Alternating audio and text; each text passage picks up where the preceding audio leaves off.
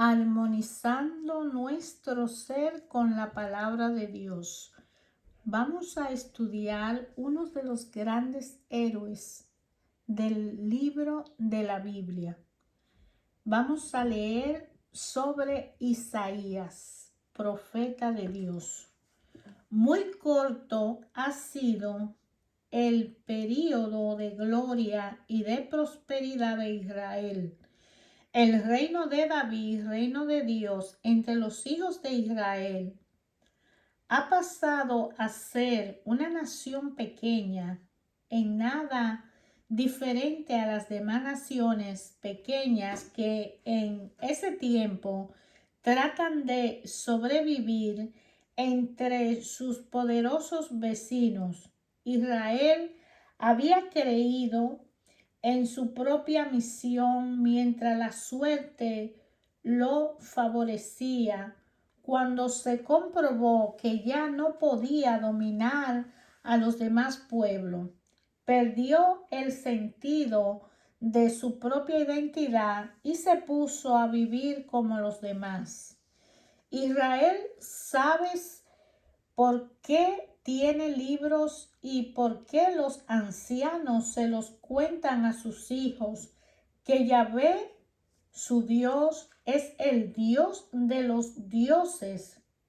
Los israelitas suben a Jerusalén para ofrecer sacrificios y siguen la costumbre religiosa de sus mayores.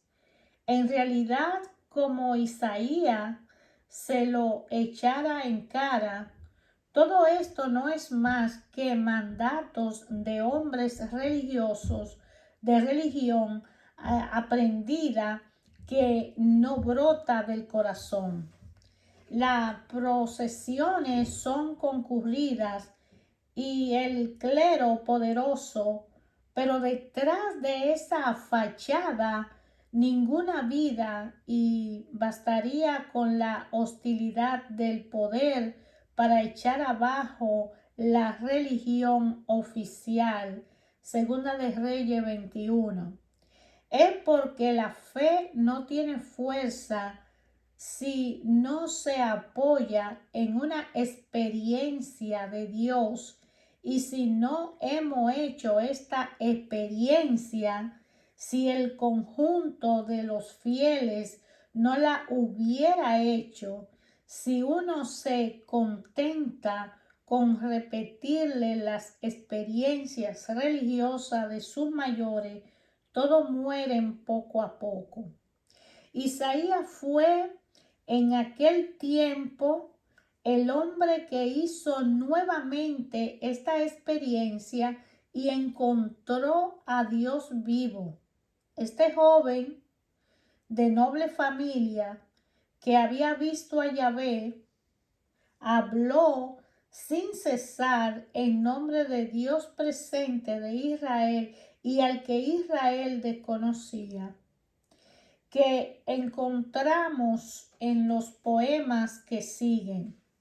Los ecos de un período de angustia, la pequeña nación de Judá está apretada entre dos grandes naciones, Asur y Egipto.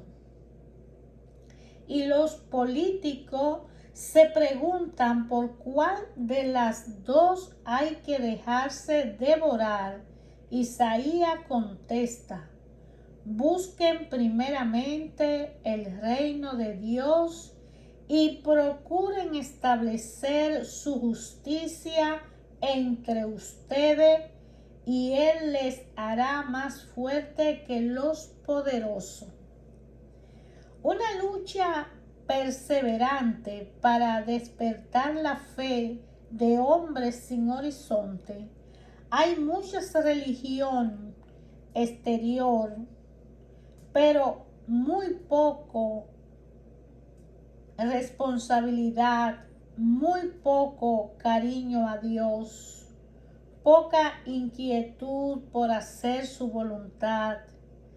Isaías repetirá: crean en Él, Él es santo.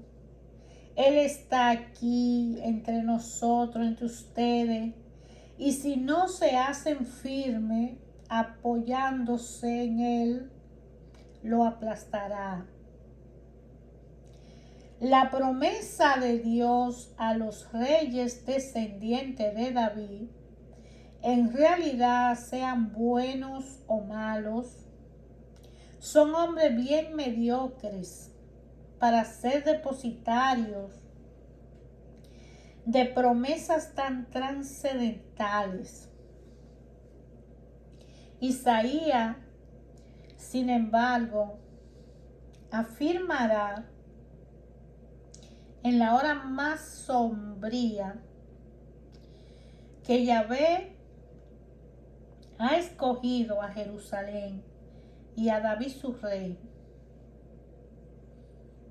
De él nacerá Cristo, Rey de la paz. A partir del año 740, despierta en el norte la nación de Asur y empieza su conquista.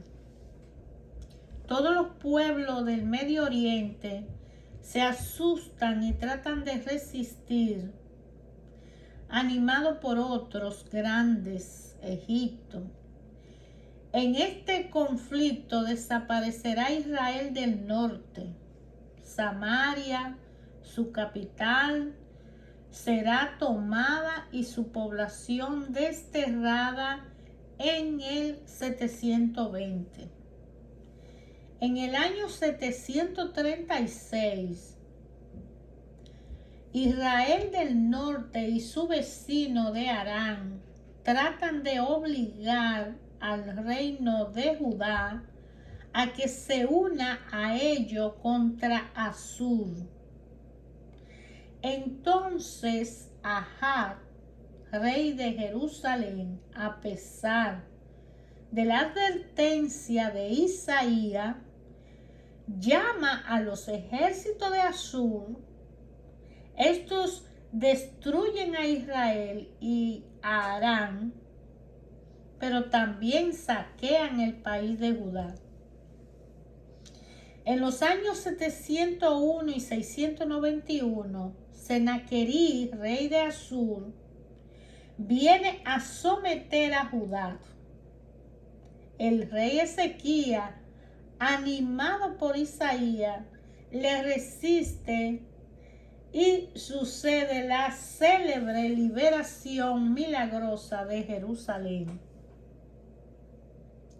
El libro de Isaías y de sus discípulos, ver párrafo siguiente en el más importante de los libros proféticos que recordarán y citarán constantemente Jesús y sus apóstoles. Las palabras de Isaías están contenidas en los capítulos 1 a 39 del libro que lleva su nombre. La segunda parte del libro, o sea, los capítulos 40 al 66, reúnen las palabras de otros profetas que escribieron siglo y medio más tarde. La primera parte se puede dividir en 5 secciones. Del capítulo 1 al 6, en el libro de Isaías, habla de los grandes temas de la predicción de Isaías. Del capítulo 7 al 12, de la crisis del año 736. Del capítulo 13 al 23, habla de la profecía contra las naciones paganas. Del capítulo 24 al 36, habla de los textos varios. Del capítulo 37 al 39, habla de la crisis de los años 701 y 691. Para la segunda parte del libro de Isaías y los poemas del servidor de Yahvé, 40-55, véase la introducción en la página 695. para la tercera parte del libro de Isaías 56-66. Véase la introducción en la página 724. Vamos a leer el análisis de los primeros capítulos del libro de Isaías que hicieron los exégetas cuando al traducir esta Biblia dejaron un lenguaje hispánico para las personas del lenguaje español y que pudieran comprenderla. Dice el capítulo 1 del libro de Isaías: Dios reprocha a su pueblo. Y en el análisis dice, el versículo 1 introduce a la profecía de los 12 primeros capítulos.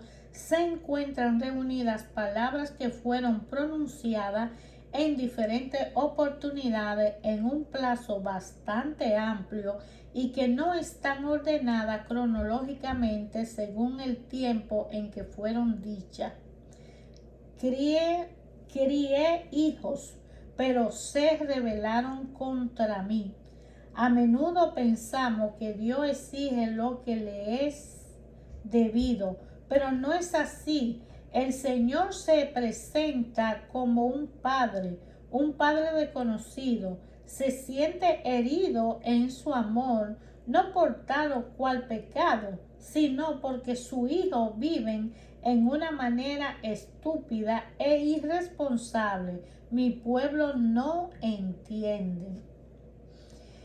Hijo perverso, los hombres necesitan que los profetas le digan palabras duras porque el peso de las pasiones o de la propaganda es tal que no acostumbramos a una forma de vivir en que todo se respeta, menos la verdad y la vocación del hombre a ser, a actuar y a pensar como hijo de Dios. Desde la planta de los pies hasta la cabeza, todo anda mal Isaías denuncia esa situación general de las naciones sin acusar a un grupo más que a otro. Todos son culpables si la cosa anda mal, pero todos hayan motivo para no vivir en la verdad. ¿Dónde quieren que le pegue ahora?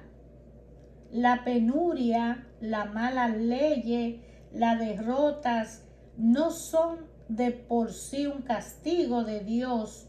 Nosotros mismos la preparamos. Pero si los que sufren son hijos de Dios, Dios no lo puede abandonar. No se lo ahora porque solo el sufrimiento puede instruirlo. Entonces, en un sentido, es Dios mismo quien lo castiga. Aparecen aquí varias palabras que se repiten en las páginas siguientes. La hija de Sión significa la ciudad de Sión, o sea, Jerusalén. Sión era el barrio de Jerusalén donde David había establecido su residencia. El Santo de Israel, en el capítulo 6, Dios se manifiesta como el Santo, es decir, el Dios terrible y misterioso, cuyo resplandor no puede soportar criatura alguna, menos aún el hombre pecador. Isaías será el profeta de Dios Santo. Yahvé Sabaoth, o sea, Yahvé de los ejércitos, es un título antiguo de Yahvé. Es a la vez el Dios que conduce a la victoria a los ejércitos de Israel y el Dios que manda a los ejércitos del cielo, ángeles, estrellas y fuerza del universo. ¿Por qué tanto sacrificio en mi honor? Es una característica de los profetas la condenación del culto exterior que no exprese una entrega real a Dios. Los sacrificios y las fiestas que se habla eran ordenados por la ley de Dios. Sin embargo, Dios dice que los aborrece porque realizados en esas condiciones son una mentira.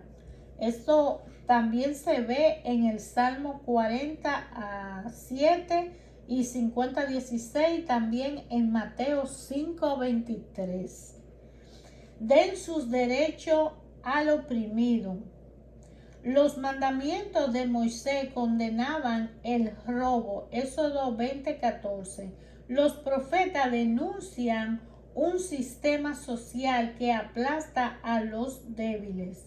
Algunas personas gustan de las grandes ceremonias, otras de sus propias devociones y rezos, y otras de realizar obras generosas y filantrópicas. Con eso tal vez estamos disfrazando la injusticia que cometemos cada día.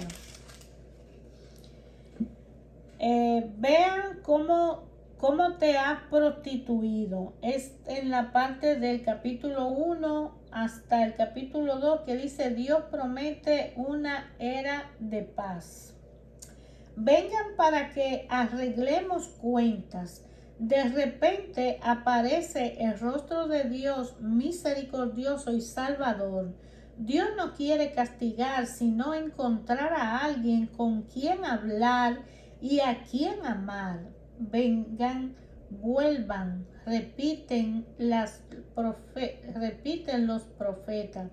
Jerusalén es la ciudad elegida por Dios como el hombre que escoge a su novia, y Yahvé eligió a este pueblo, pero ese pueblo se ha prostituido, ha vendido su corazón y su conciencia a otros dioses. Esos dioses lo ha llevado a aplastar a los pobres y a cometer toda clase de crímenes.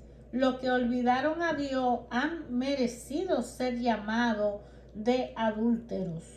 Isaías habla de justicia. Esa es una de las palabras que más se encuentran en la boca de los profetas.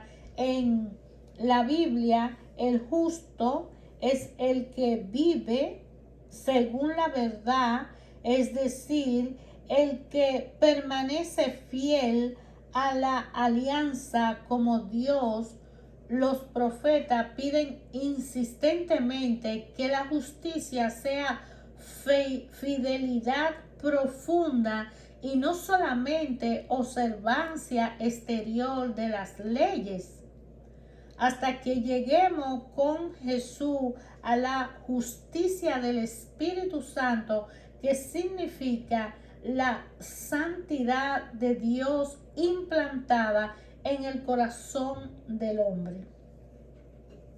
Sión será librada, pero no sin un juicio. Aquí tenemos algo muy novedoso. Hasta entonces se acordaban de Dios cuando estaban en apuro, y Dios no podía venir sino para salvar a su pueblo. Pero aquí Isaías abre otra perspectiva. Dios viene a juzgar a su pueblo, y los justos son quienes se salvan. Isaías entrevé nuevo tiempo en que ya no reinará la violencia. También que ha desaparecido la oposición entre Israel y las naciones, es decir, el resto de la humanidad. Los pueblos llegan a Jerusalén para encontrar allí una luz que Dios ha puesto en manos de su pueblo. Sin decirlo, Isaías pone en tela el juicio el nacionalismo judío en que los poemas siguientes, el 7, el 10, el 9, el 1, el 11 al 1, mostrarán la figura de un Salvador que será de algún modo hijo de David, pero de ninguna manera el heredero de esos reyes y jueces corrompidos que reinan y gobiernan en nombre de Yahvé. Jesús y sus apóstoles hablarán también de un juicio. Dios prepara algo nuevo y no puede más que condenar y destruir a un mundo envejecido en el mal al que no hemos acostumbrado demasiado fácilmente. Algunas liberaciones en la historia nos hacen pensar en una vida del reino, como en el Éxodo y en Isaías 37, en la entrada de Jerusalén. Pero más a menudo son los momentos de angustia lo que los preparan, no tanto por las cosas buenas que puedan aportarnos, sino porque destruyen la antigua estructura en que se ha instalado el pecado. Lucas 21-28. Aquí se menciona los cultos paganos que se celebraban en huerto y bosque, donde se unifican con las prostitutas consagradas a los Baales. Esta es una visión aparentemente irreal y que sin embargo se va cumpliendo y se cumplirá. El pequeño cerro que domina la ciudad de David y que soporta el templo de Salomón ha pasado a ser en esta visión el ombligo del universo, nada menos que un Machu Picchu a escala mundial, pues allá se dirigen todas las naciones. ¿Por qué vienen? ¿Por qué necesitan de la palabra de Dios? Y después de agotar los recursos de la ciencia, de la economía y de la política, reconocen que necesitan de una enseñanza, o sea, de una revelación de Dios. La palabra Torah, que en el tiempo posterior pasa a designar a la ley, significa al comienzo la enseñanza entregada por Dios, como traducimos aquí. La ley de Dios es más que nada una enseñanza sobre lo que el hombre y sobre cuál es su misión. Y la respuesta a tales preguntas está finalmente en la misma persona de Cristo, Hijo de Dios, hecho hombre y modelo para su hermano. Recuérdese cómo Jesús también subió a un alto cerro para ser transfigurado delante de sus apóstoles. Ahí se le presentó la ley y la enseñanza. Escúchenlo. Subamos a la casa del Dios de Jacob, en tomo al pueblo de Jacob Israel y a sus reyes, hijos de David. Se formará el reino de Dios. A través de los tiempos, Dios mantiene en el mundo un centro, un eje visible del reino invisible. Israel primero, la iglesia después, la escalera que Jacob vio bajando del cielo en Génesis 28, se apoyará en el Hijo de Dios hecho hombre, Juan 1:51. Y después de él la iglesia será como un signo sobre el monte que se ofrece a la contemplación de los pueblos.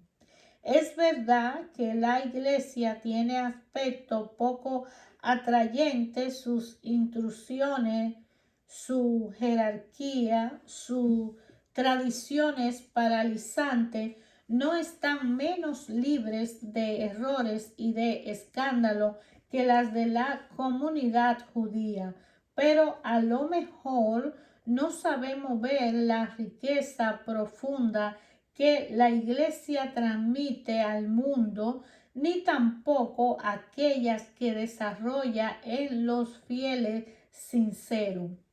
Estos mantienen encendido en el mundo el fuego que Cristo vino a prender y crean siempre en torno a ello como un tejido de relaciones más humanas y de vida más auténtica. Esta lectura de la civilización auténtica es la que algún día se pondrá sobre los altos montes o sobre el candelebro para iluminar al mundo. Vea esto en Mateo 5:14. Esto es, en definitiva, lo que prepara la venida del hombre nuevo. La sola persona de Isaías ha tenido más importancia para el desarrollo moral del mundo que todos los reyes de Asur con su ejército, su victoria y sus leyes. Este texto no se dirige a Jerusalén, capital del país de Judá, sino al reino del norte con Samaria por capital, el cual lleva el nombre de su antepasado Jacob Israel. El reinado de Samaria vive en ese momento algunos años de prosperidad y con ella se van multiplicando los ídolos. En ese tiempo, el que se hacía rico no sabía hacer otra cosa con su oro que estatua y ornamentos y los consagraba a algún dios del que esperaba seguridad y protección. Isaías entrevé el desastre que viene acercándose sobre estos despreocupados. Al hablar de la destrucción de la guerra y el terror de los vencidos, Isaías los considera como un encuentro del hombre materializado con su Dios que lo viene a juzgar. Su país está lleno de ídolos. Un ídolo en nuestra vida es como un cáncer en el cuerpo. Es algo que toma una importancia desordenada y que devora nuestra vida real, así como los negocios, las diversiones, la casa, los autos, el dinero, cuando dejan de ser medios para cubrir los planes de Dios y les dedicamos todo nuestro esfuerzo y esperanza. Nótese en los versículos 9, 11 y 17 el refrán: el orgullo del hombre será doblegado. Orgullo de los grandes, orgullo de los sabios, orgullo de los mediocres, orgullo de los falsos humildes, orgullo del hombre religioso que cree conocer a Dios porque sabe hablar de él, orgullo de la criatura mortal que termina sus días sin haber encontrado al Dios vivo.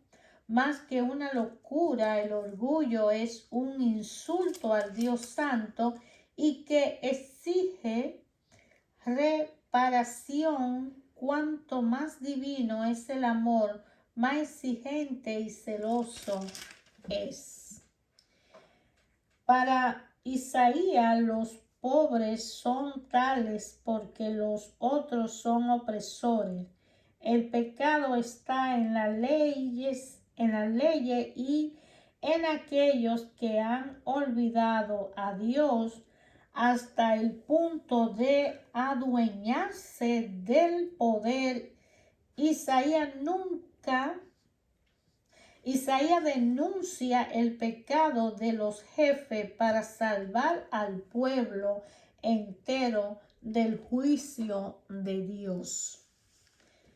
Isaías fustiga a las mujeres ricas de Jerusalén hechas para seducir como los ídolos y cuyas joyas han sido compradas con la sangre de los pobres. Maldiciones semejantes encontraremos en Amós 4:1.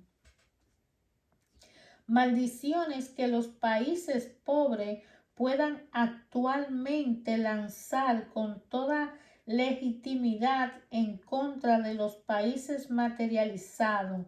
Pensemos en la suma astronómica que se gastan en perros, drogas y pornografía, sin contar los cuidados para los que se alimentan demasiado bien.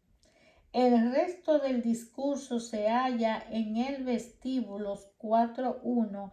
El inminente desastre las dejará viuda. Buscará a cualquier precio un marido que le dé al menos una protección legal. En Amós 4:1 encontramos críticas semejantes dirigidas a aquellas a las que llaman las vacas gordas. En la historia agitada de los pueblos, la Biblia deja que se perfile un pueblo pequeño y de poca apariencia. En este pueblo aparece y luego se afianza un grupo escogido llamado recto, el cual se va reduciendo como la cumbre de una pirámide hasta que no sea más que un hombre, el Salvador. Este es el llamado aquí el fruto de la tierra. Al mismo tiempo es llamado brote, porque será el brote de la humanidad nueva. Aquí, igual que en el 1:27, la descripción del reino de Dios comienza por un juicio. Eso significa que el hombre por sí mismo no puede construir la ciudad definitiva. Isaías muestra a la vez el pecado del individuo y el pecado de la nación como tal. Ningún pueblo puede presentarse como el reino de Dios en la tierra. El pueblo judío dirigido por la ley de Moisés y el reino de David consagrado por Dios no representan pues más que una primera etapa de la historia santa. También tendrían que renunciar a su ambición y a su límite humano, un reino de Dios en Palestina, para entrar en una nueva alianza con Dios. Véase Jeremías 31:31. Cristo es quien juzga al mundo. En Juan 12:31, y quien le concede el perdón de los pecados. Juan 20:22. También como en el 2.2,2, el reino de Dios es un lugar en el que Dios se hace presente a los hombres. Ver a la nube y la columna de fuego en el Éxodo 13:21. En el monte Sión, Dios será toldo contra el calor diurno.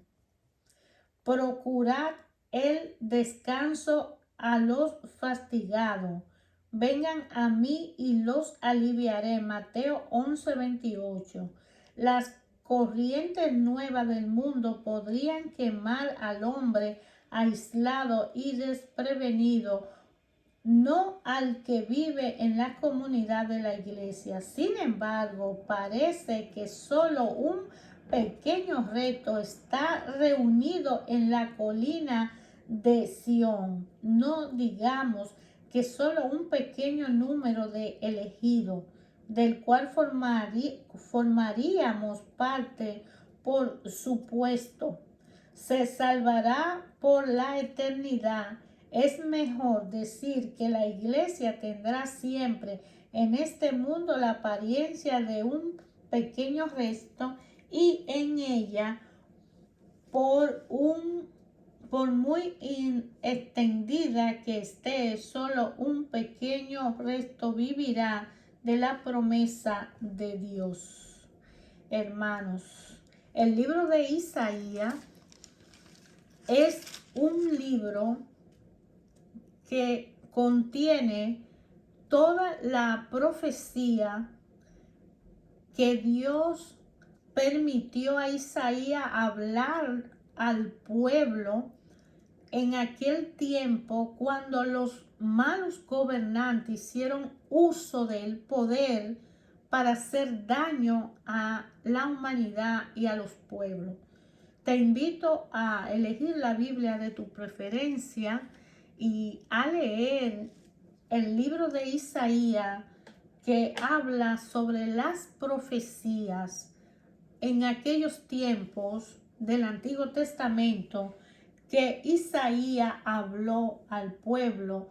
Isaías fue un hombre humilde, se convirtió en excelente profeta de Dios, y Dios lo usó por su humildad y su honradez para que le dijera al pueblo y a los reyes, a los gobernantes, qué iba a sucederle debido a sus malas actuaciones. Lo que hemos hecho en este momento es leer el análisis que se hizo en esta Biblia latinoamericana. Hemos leído desde el capítulo 1 hasta el capítulo 4, todo lo que significa el proceso en ese tiempo de Isaías hasta ahí, hasta ese tiempo. Puede leer los capítulos para que pueda entenderlo mejor. Lo más importante de todo es que nosotros nos mantengamos en la visión de un Dios vivo, en una relación personal con el Padre, y que por muy difícil que sean las circunstancias que tengamos que vivir, nos imaginemos que son las guerras que debemos vencer para poderle demostrar al Padre que estamos dispuestos a continuar de su lado y por su lado, y a luchar para permanecer en su presencia. La única manera que Dios puede salvarnos es si permanecemos frente a su presencia. Y Jesucristo es el medio a través del cual podemos llegar, estar y permanecer en la presencia del Padre, con la fuerza de su Espíritu Santo, que viene en nuestro auxilio para hacernos hijos amados, perdonados y salvados, sostenidos, protegidos y guiados por nuestro Padre, manteniéndonos en la línea del Maestro, que es Jesucristo, que vino y murió por cada uno de nosotros. Dios habla ayer, hoy y siempre, y Dios está con usted. Dios está con nosotros, Dios está con el mundo, y Dios quiere lo mejor de cada uno de nosotros. Dios no nos castiga. Dios permite ver nuestra fortaleza, nuestra fidelidad y valentía a través de vernos actuar en medio de las circunstancias. Dios quiere que el hombre sea un hombre seguro y confiado en Él. Y que si le dice que lo ama, sea capaz de aceptar lo bueno y lo malo con valentía y pedir sabiduría en los momentos difíciles, porque Él dijo: toquen y le abriré, llamen y le contestaré, busquen y encontrarán. De manera que un hijo de Dios sabe en qué momento debe arrodillarse y pedir perdón y pedir todo. Y si Él dijo que aún a los pájaros del cielo, que no, los pájaros que andan en el aire, que no trabajan y no hilan, Él los mantiene, pues a nosotros no nos faltará nada. De manera, si estamos del lado del Padre, si somos hijos de Él y permanecemos en su casa, en su templo, en su interior, y meditamos la palabra de Dios y le conocemos cada día más, Él suplirá todo lo que nos haga falta conforme a su riqueza en gloria en Cristo Jesús.